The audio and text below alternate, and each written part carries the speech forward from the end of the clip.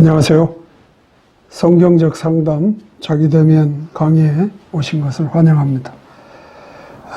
혹시 지금 이 영상을 처음 보시거나 아니면 보시다가 잠시 쉬고 다시 보시는 분이 있을까 해서 잠깐의 과정을 좀 설명드리도록 하겠습니다. 이 성경적 상담 자기대면은 우선 이 강의를 들을 수 있는 사람은 하나님을 믿는 그리스도인이라면 가장 적합한 대상이 될 것입니다. 믿지 않는 사람은 이 성경적 상담을 대하기가 어렵습니다. 왜냐하면 성경을 가지고 혹은 성경을 통해서 자기 문제를 또는 자기의 죄를 다루는 일이기 때문에 먼저는 하나님을 믿는 자여야 합니다. 그래서 하나님을 믿는 자라고 하면 가장 먼저 우리가 바로 점검이라고 할까요? 자신을 돌아보는데 필요한 일이 내가 과연 구원을 받은 자인가? 구원에 대한 인식을 다시 한번 혹은 새롭게 해야 됩니다. 그래서 구원은 예수 그리스도가 중심이다. 바로 구원의 기초는 중심은 예수 그리스도다 하는 것을 인식하는 일이 중요합니다. 그런 믿는 자라면 자신의 삶이 거듭난 자로서의 삶을 살고 있는지에 대한 또한 돌아봄이 필요합니다. 거듭난 자의 삶이란 믿는 자로서의 삶의 전체적인 것을 포괄하고 있습니다. 다시 말하면 믿는 자는 곧 거듭난 자이다 이렇게 말할 수 있겠죠. 그래서 삶의 전체의 상황이 거듭난 자로서의 삶을 살아가야 한다는 것을 깨닫게 됩니다. 그렇다면 어떤 방법으로 살아야 하는가에 대해서 생각하지 않을 수 없습니다. 왜냐하면 믿기 이전의 나의 삶에 익숙함은 바로 하나님 없이 또는 그리스도 없이 살아갔던 삶이기 때문에 그런 삶에서 거듭나 새로운 삶으로 살아갈 때에는 하나님이 있는 또는 그리스도와 함께하는 그런 삶이 되어야 하기 때문에 방법에 있어서도 차이가 있습니다. 그래서 거듭난 자는 인간의 방법 혹은 세상의 방법이 아니라 하나님의 방법으로 살아가는 것을 알아야 합니다. 그래서 하나님의 방법은 어떤 것을 우리에게 성경은 말하고 있는가 하는 것을 알아야 되는 거죠. 그래서 이 과정에서 제시한 하나님의 기본적인 방법으로 우리에게 말씀하고 있는 것은 바로 하나님의 최종 권위인 성경이 우리에게 주어져 있는 겁니다. 그래서 성경을 가지고 또는 성경을 통해서 하나님의 방법을 익혀가는 것이고 그 성경을 우리가 하나님의 최종적인 권위로 인정하고 그것을 가지고 삶을 살아간다면 성령의 조명하심을 통해서 성경, 즉 하나님의 말씀을 우리가 깨달을 수 있습니다. 그래서 성령은 아주 필요한 수단이 될 것입니다. 그리고 그 성령이 우리에게 조명을 주셔서 성령의 조명하심을 통해서 하나님의 말씀을 우리가 알게 될 때에 나에게 가장 필요한 하나님의 방법은 기도죠. 그래서 기도는 그 일에 대해서 아주 필수적인 그런 요건이 되는 겁니다. 그래서 하나님의 방법으로 제시하는 큰 방법론은 바로 성경과 성령과 기도라, 이렇게 말씀하고 있습니다. 그리고 우리는 좀 더 포괄적으로 아까 말씀드린 것처럼 믿지 않았을 때, 혹은 하나님을 내가 모른 채 살아갈 때에는 세상의 방법이 나의 삶의 모든 것이었습니다. 그 방법대로 내가 추구하며 살아왔습니다. 그러나 거듭나서 새로운 삶을 살아갈 때에는 이제 우리의 방법론을 온전하게 하나님의 방법론으로 바꿔서 하나님의 방법이 무엇인지를 깨달아 그 방법을 쫓아 살아가는 일이 바로 거듭난 자로의 삶의 하나의 중요한 방법론입니다. 그럼에도 불구하고 우리는 문제를 만날 수 있습니다. 삶을 살아가는 동안 여전히 우리가 세상에 살아가야 하는 그러한 상황에 놓여 있기 때문에 바로 그 세상에 살아가면서 우리는 문제를 만나고 또 죄를 직면하곤 합니다. 그런데 내가 문제를 알고 문제라고 이렇게 느끼는 때는 이미 그 문제나 죄는 내 앞에 놓여 있는, 혹은 나의 일이 되어버린 거죠. 이 문제가 거기에서 출발되는 건 아니지 않습니까? 바로 문제는 이미도 어느 시점에서 또는 어느 데로부터 그 문제가 나에게 가까이 와서 결국은 그게 내 문제라고 내가 느끼는 그런 단계이기 때문에 이 과정에서 그 문제가 나에게 느껴진 그 방향을 우리는 살펴봤습니다. 그건 곧 그 문제의 시작은 마음으로부터 시작한다. 그 죄의 그 시작은 마음으로 시작한다. 그래서 마음의 단계에서 출발해서 행위, 즉 생각과 말과 행동을 총합한 그 행위의 단계로 넘어가고, 그 행위의 단계가 내가 어느 시점에서 문제로구나, 내가 죄를 지었구나 하는 느낌의 단계에 도달하게 되는 겁니다. 이 느낌의 단계에 도달하면 이제 나는 문제를 가진 겁니다. 죄를 지은 겁니다. 그러면 그대로 절망하고 말 것인가? 아니죠. 하나님을 믿는 자는, 그리스도와 함께 사는 자는 바로 이 지점에서 믿지 않는 자와 하나님이 없는 자와 그리스도와 함께하지 않는 자와 다름이 있습니다.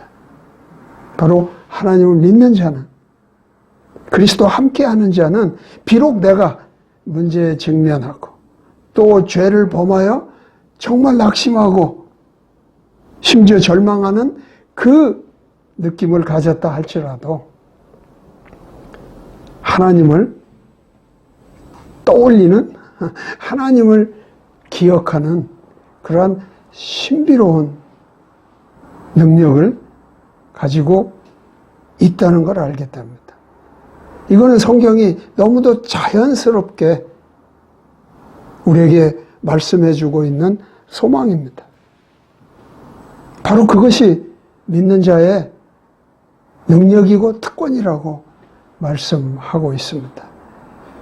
그래서 우리는 그 낙심에서 절망에 빠져 있는 우리는 그것이 문제로다, 이것이 죄로구나 라고 인식하는 순간 우리는 하나님을 바라볼 수 있는 자라는 걸 알게 됩니다.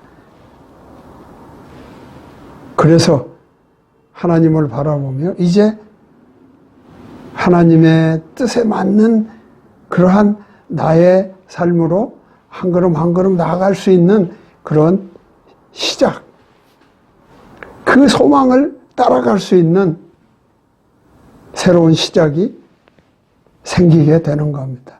그래서 우리는 문제를 직면하고 또는 죄를 지어 있는 상태에서 성경적으로 그것을 직면하고 해결하기 위해서는 어떻게 해야 되는가 하는 그러한 지금 단계의 이 과정이 와 있습니다.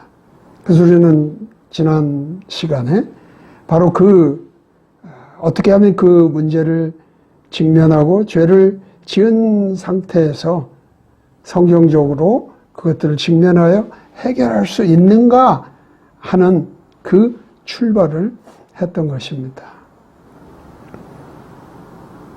그 단계로 4가지를 제시했고 그 중에 2가지를 지난 시간에 다루었습니다. 이 4가지는 그 문제에 대해서 지금 내가 문제를 느끼고 문제로구나 라고 생각했던 그때의 그 문제를 성경적으로 해결하기 위해서는 4가지 요소 혹은 단계를 생각해야 된다고 했습니다.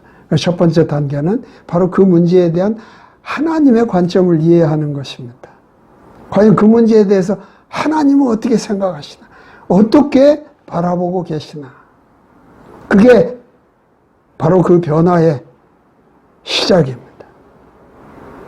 그러면 우리는 마치 동시적 혹은 즉각적으로 성경을 통한 하나님의 소망을 알 수가 있습니다. 성경은 하나님의 소망으로 가득 차 있습니다. 그래서 말씀을 통해서 하나님의 소망을 깨닫고 그 소망을 붙들고 이제 3번째 단계인 성경적 변화로 나가게 됩니다. 그래서 오늘 우리가 공부하는 이 과정의 제7과는 바로 이 변화를 위해서 성경적 구조, 즉 그 변화에 대한 성경적인 구조는 어떻게 되어 있는가 하는 것을 공부할 차례입니다. 이것이 그 3번째 요소요. 문제를 또는 죄를 성경적으로 다루기 위한 3번째 단계가 되는 것입니다. 오늘 7과의 핵심 구절이면서 암송해야 될 구절은 에베소서 4장 22절로 24절의 말씀입니다. 매우 우리가 익숙하게 접하고 있는 구절입니다. 너희는 유혹의 욕심을 따라 썩어져가는 구습을 따르는 옛사람을 벗어버리고 오직 심령으로 새롭게 되어 하나님을 따라 의와 진리의 거룩함으로 지으심을 받은 새 사람을 입으라. 이 말씀에 2가지 포인트를 먼저 생각해 보도록 하겠습니다. 여기서 말하는 옛사람, 구습을 쫓는 옛사람이라고 하는 것은 어떤 사람을 말하는가? 즉 구원받기 이전의 그 사람을 말하는가 하는 거하고 그 다음에 심령으로 새롭게 된다고 하는 이 말의 의미가 무엇인가? 새 사람은 우리가 충분히 변화된 이후의 사람을 말하기 때문에 여기서는 굳이 그 문제를 먼저 생각하지 않아도 되리라고 봅니다. 지금 이 개역 성경에 나와 있는 이 에베소서 4장 22절에서 24절의 이 말씀에서 저는 그런 2가지 포인트를 좀 이렇게 궁금하게 생각을 했습니다. 근데 킹 제임스 번역으로 보면 이 그 2가지의 내용에 대해서 매우 적합한 그런 설명이 좀 더 이렇게 번역되어 있는 것 같아서 한번 소개를 해 보려고 합니다. 이때 에베소서 4장 22절에 24절 이 구절들 안에서 말하는 옛사람이라고 하는 것은 구원받지 않은 사람이 구원받은 이후에 돌아봤을 때 그때 자기의 상태를 옛사람이라 말한다기보다는 구원받은 이후에 구원받은 자로서 살아가는 그의 삶이 마치 구원받기 이전에 내가 습성대로 살아갔던 그런 모습이 있다는 거. 이런 의미에서 구습을 쫓는 옛사람이라고 말하고 있는 겁니다. 구원받기 이전에 내가 믿지 않는 자로 살아갔던 그대로 구원받은 이후에도 살아가는 모습이 있다는 겁니다. 그래서 4장의 앞 문맥, 뒤 문맥을 이렇게 종합해서 이 내용을 좀 맞추어 보면 여기서 말하는 옛사람이라는 것은 구원받은 이후 내가 구원받기 이전에 살던 그런 삶의 모습을 가진 그런 사람. 그래서 이 본문이 말하고 있는 옛사람의 정체성은 구원받았으나 삶은 구원받기 이전의 모습으로 살아가는 그런 모습을 비추고 있는 것을 지적을 하는 것이고, 그리고 여기서 말하는 심령이라는 것은 킹제임스 번역에서는 생각의 영이라고 표현되어 있습니다. 이때 생각이란 마인드를 말하고 있습니다. 아마 이것이 앞에 얘기했던 옛사람과도 연관이 됩니다. 이 옛사람은 다시 구원을 받아야 되는, 아니 다시란 말을 할 수, 구원받아야 되는 사람의 상태는 아닙니다. 구원받지 못한 사람은 아무리 심령이 새롭게 된다는 것이 잘 맞지가 않습니다. 이미 하나님이 은혜를 주셔서 우리가 구원받지 않는 자에서 우리가 구원받은 자로 칭해졌습니다. 그렇죠? 그래서 우리는 이제 구원받은 자로 살아가고 있는데 여전히 구습, 옛날의 습성이 나에게 나타나서 구원받은 자로의 삶에 어려움이 생기는 그런 사람이기 때문에 생각의 영을 새롭게 해서 우리는 새 사람을 입고 살아가야 된다 하는 것입니다. 그래서 심령이란 말은 곧 마음의 영이라기보다는 생각의 영이라고 표현하는 것이 더 적합하다 이렇게 생각을 합니다.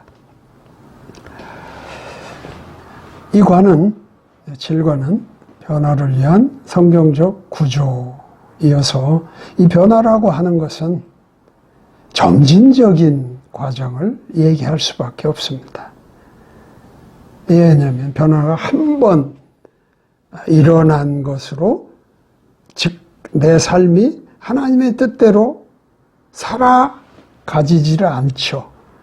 그러니까 하나하나 점차적으로 변화되는 그러한 것을 성경적 변화라고 말하고, 문제를 성경적으로 다루기 위해서는 세 번째 단계의 변화를 의미하고 있습니다. 점진적 성화의 과정은 성경에서도 매우 중요하게 다루고 있는 바입니다. 빌립보서 1장 16절, 죄송합니다. 1장 6절에 보게 되면 착한 일을 시작하신 이가 그리스도의 날까지 반드시 그것을 이루실 것이라고 했습니다. 한 번에 뒤집는 그런 것으로 라기보다는 점진적으로 그 일을 이루시기 위해서 과정을 끌고 가신다는 거죠. 마치 아이를 뵌 어머니, 그 아이를 낳은 어머니를 한번 생각해 보면 좋을 것입니다. 어머니는 아이를 그 뱃속에 10개월을 두고 있죠. 그래서 어머니가 생각하기에 내가 10개월 내 몸에서 너를 키웠으니 이제 세상에 나가면 끝이다. 이렇게 그렇게 뭐 생각지도 않고 말하지 않죠. 그 아이가 태어나면 그 아이를 또 기르는 일들을 하게 됩니다. 그래서 어머니가 그래, 너 이제 걸어갈 때쯤 됐으니까 이제 나는 너 다 키웠어. 네가 이제 다니면서 이것저것 해. 이렇게 말하지 않죠. 여전히 학교를 들어가기 전까지 기르고 학교 들어가면 이제 너는 학교도 다니고 그러니까 네가 네 일은 알아서 해 하고 어머니가 그 아이의 돌봄을 끝마칩니까? 아니죠. 계속 돌봅니다. 언제까지요? 결혼하면 어머니의 그 아이의 돌봄이 끝나나요? 아닙니다. 결국 그 어머니가 그 아이를 돌볼 수 없는 때까지, 세상을, 목숨이 다하는 때까지 돌보게 될 것입니다. 그런 겁니다. 하나님이 우리를 돌보시는 것, 하나님의 뜻을 가지고 그것을 이루어 가시는 것, 그런 거죠. 그러나 그 과정 하나하나 그 양육되어 갈 때마다 뭐 여러 가지 방법과 내용들은 달라지겠죠. 어쨌든 한번 그 일을 이루신 분은 그리스도의 날까지 그 일을 반드시 이루시는 데에 힘을 쏟고 계시다는 걸 알 수 있습니다. 그래서 성경도 대부분 보면 이론과 실천, 즉 무엇인가를 원리를 주고 그 원리를 어떻게 행해야 한다는 그런 것을 통해서 가르치십니다. 그냥 이론만 주고 네가 알아서 해 이런 게 아니고 이론을 주고 또는 원리를 주고 그것을 어떤 방법으로 실천해야 할지를 성경은 점진적으로 제시를 하여 그 뜻을 따라 오는 사람들은 결국 그 일을 이루는 자리에까지 끌고 가십니다. 그래서 특별히 오늘 암송 구절을 봤던 에베소서 같은 경우 아주 모범적으로 뚜렷하게 나타나는 겁니다. 6장으로 되어 있는 에베소서가 1장에서 3장까지는 이론입니다. 원리를 줍니다. 어떻게 하면 그리스도를 아는가, 또 그리스도를 알미 어떻게 풍성하게 이루어지는가를 말씀한다면 4장부터 6장까지는 그것을 위해서 너는 무엇을 행하라고, 무엇을 실천하라고 가르치고 있는 것입니다. 그래서 성경은 이론 혹은 원리와 실천을 같이 주고 그런 것들을 통해서 변화를 이루어 가도록 하고 있습니다. 이 과의 목적은 이렇게 정리할 수 있습니다. 그리스도 안에서 성숙하려면 하나님의 말씀을 행하는 자가 되는 것은 필수적이다. 변화를 우리가 지금 얘기하면서 행해야 한다는 것을 동시에 얘기를 하고 있습니다. 변화는 이게 수반되어야 합니다. 변화 안에는 행하는 것이 있음을 알아야 된다는 거죠. 그래서 성경적으로 변화를 위해서 우리가 기억해야 될, 우리가 겪어가야 될 것은 어떤 단계들이 있다는 것을 가르치고 있습니다. 그래서 먼저 변화는 과정이라는 겁니다. 과정. 변화는 어떤 단계들을 거치어 그것을 총체적으로 변화라 말하는구나. 이렇게 이해할 수 있겠죠. 그래서 원리 27번에서는 효과적이고 지속적인 성경적 변화는 계속된 과정이다. 계속되는 과정이다. 당신은 당신의 삶의 모든 영역에서 하나님의 말씀 안에 있는 명령과 지도에 순종해야 합니다. 그리고 당신은 오랫동안 계속된 죄의 패턴을 멈추고 의와 거룩함의 새 사람 새로운 삶을 실천함으로써 당신 생각의 영 안에서 새롭게 되는 것입니다. 이 중요하죠. 새로운 삶을 실천함으로써 생각의 영이 새롭게 되는 것입니다. 생각의 영을 새롭게 실천하고 실천함으로 또한 새롭게 새로운 생각의 영이 새롭게 된다. 이렇게 표현할 수 있을 것입니다. 그래서 성경적 변화가 과정이라고 하는 것을 한번 살펴보도록 하겠습니다. 이 과에서는 이 과정이라고 하는 것을 분명히 이해하는 것이 이 성경적 변화에 있어서 우리가 좀 더 새롭게 변화를 이해하는 것입니다. 과정은 이런 겁니다. 변화란 벗는 것이 있고 입는 것이 있다. 과정, 벗고 입는 것.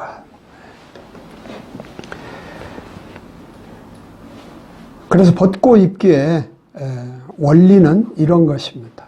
먼저는 이론적으로 이 과정을 이렇게 소개할 수 있죠. 이미 에베소서 4장 22절에 24절에도 보면 구습을 쫓는 옛사람을 벗어버리고 심령으로 생각의 영을 새롭게 해서 의와 진리의 거룩함으로 새 사람을 입으라 이렇게 말하고 있죠.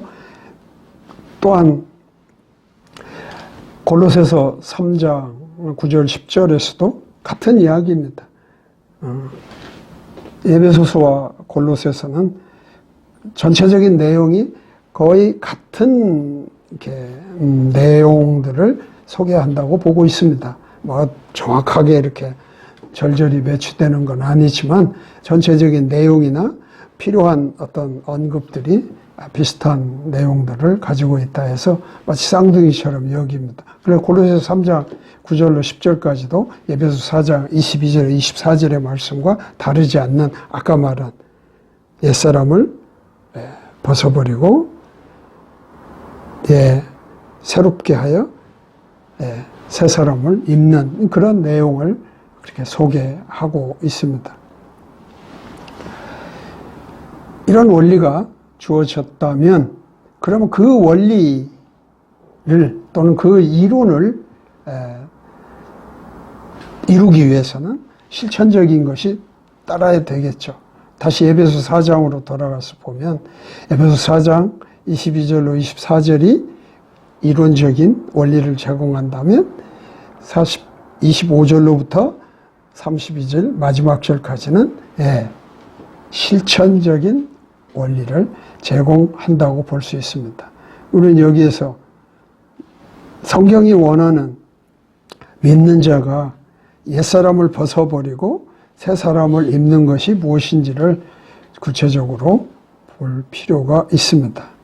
24절에서 25절부터 이제 실천이 나오는데요.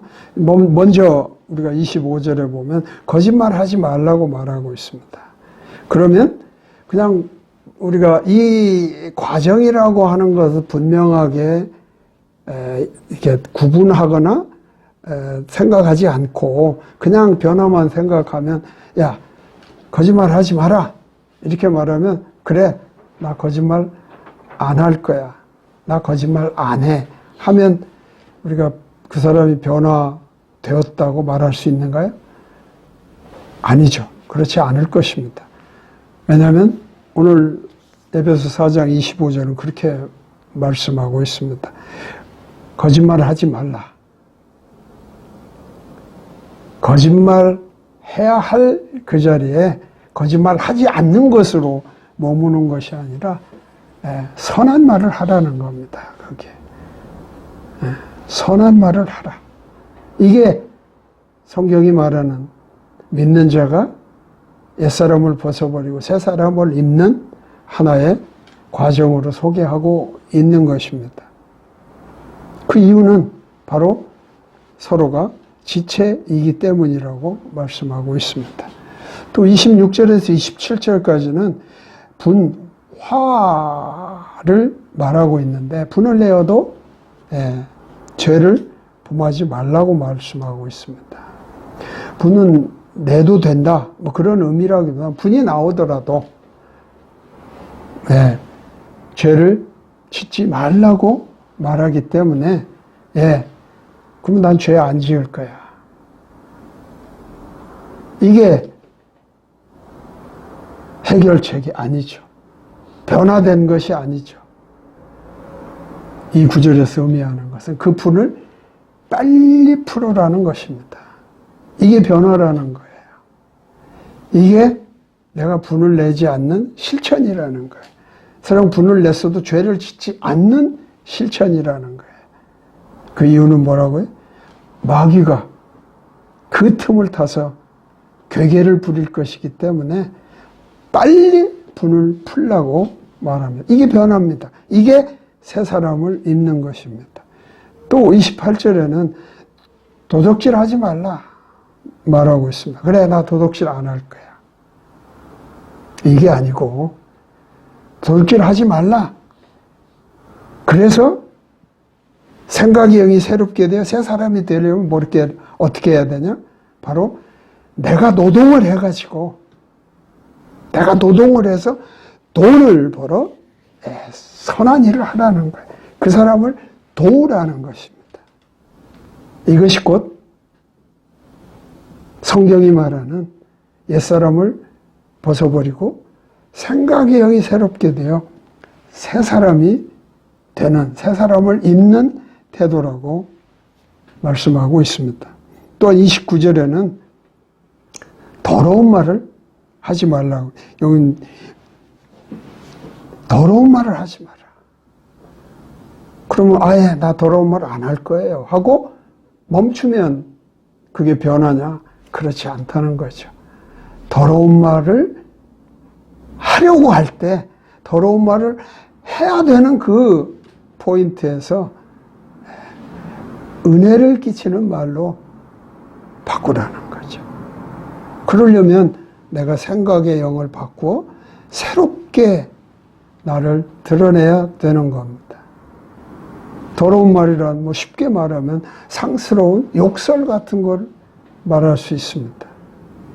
거기에 은혜로운 말을 하는 것으로 그 자리를 채워야 내가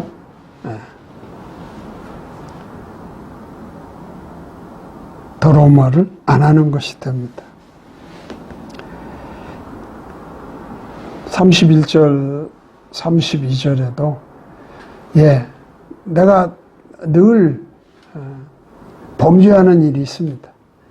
그래서 악의가 차가지고 늘 그런 말을 하기가 쉬운데, 이런 것도 그것을 하지 않는다고 결단하면 되는 것이냐? 아니죠. 용서를 하고 용서를 빌고 하는 이러한 태도를 갖추어야 그게 생각의 영이 새롭게 되어 심령이 바뀌는 새 사람이 된다고 하는 것입니다. 관심사항이 하나 있습니다. 벗기와 입기는 성경에는 보편적으로 함께 또는 가까이 묶여져 있습니다. 그래서 성경을 우리가 구체적으로 대하면 무엇을 벗고 무엇을 입는 것이 거의 뚜렷하게 대조되어 같이 나타나고 있습니다. 그래서 뭐 그다지 어떤 걸 벗어야 되고 어떤 걸 입어야 되고 어렵게 생각할 일은 아닙니다. 그러나 한 가지 우리가 분명하게 좀 알아야 될 것은 이 벗고 입기에 있어서 잘못된 그런 형태가 있습니다. 한 4가지로 소개할 수 있는데요. 하나는 표면적인 변화입니다. 이것은 우리가 말초적인 어떤 감정만 다스려 그 감정을 드러내지 않는, 나타내지 않는, 하지 않는 것으로 변화가 일어났다는 것. 특별히 우리의 삶에 이런 것들이 상당히 보편적이라고 생각을 합니다. 특별히 뭐 다른 예도 많이 들을 수 있지만 부부관계에 있어서 많이 볼 수 있습니다. 뭐 다툼이 있습니다. 그래서 그것이 안 좋은 줄 알고 그걸 해결하기 위해서 뭐 식사를 한번 같이 한다든지 또는 뭐 꽃다발을 주면서 뭐 서로 사과를 한다든지 그 감정만 다스려서 그 문제를 해결했다 또는 변화되었다고 말하는 이런 태도. 그러나 다툼은 또 일어나고 계속되는 것을 볼 수 있습니다. 표면적인 변화를 성경이 말하는 벗고 입기가 됐다고 말할 수가 없습니다. 또 두 번째는 상응하는 입기가 없는 벗기입니다. 에베소서 5장 18절은 이거를 잘 표현하고 있습니다. 술 취하지 마라. 이것은 과도한 것이니 성령 충만을 받으라. 이렇게 말하고 있는데 술 취하지 말라. 나 술 안 먹을 거야. 그러나 그 자리에 성령 충만함으로 채우지 않는다면 안 되는 거죠. 그러니까 입지 않고 벗기만 하는 그런 예입니다. 뭐 예수님도 이렇게 말씀하셨습니다. 마귀를 쫓아냈습니다. 그래서 그 집안을 잘 청소해 놨더니 7 마귀가, 더 많은 마귀가 와서 그 집을 아주 험악하게 만들었다. 그러니까 쫓아낸 것으로 다 되는 게 아니라 거기에 하나님의 것으로 채워넣는 일의 중요성을 가르쳤습니다. 세 번째는 벗기가 없는 입기입니다. 계속 입기만 한다고 문제 변화가 됐다 이렇게 말할 수 없다는 거죠. 마가복음 2장 21절 22절에 그런 예를 소개하고 있습니다. 그 중에 특별히 헌 옷이 찢어졌을 때 생배, 그러니까 그 새로운 그 천으로 그 낡은 옷을 기운다거나 새수를 낡은 부대에 넣어서 보관하는 일은 상식적으로 안 되지 않냐. 그래서 새술은 반드시 새 부대에 담아야 한다라고 예수님은 가르치셨습니다. 그래서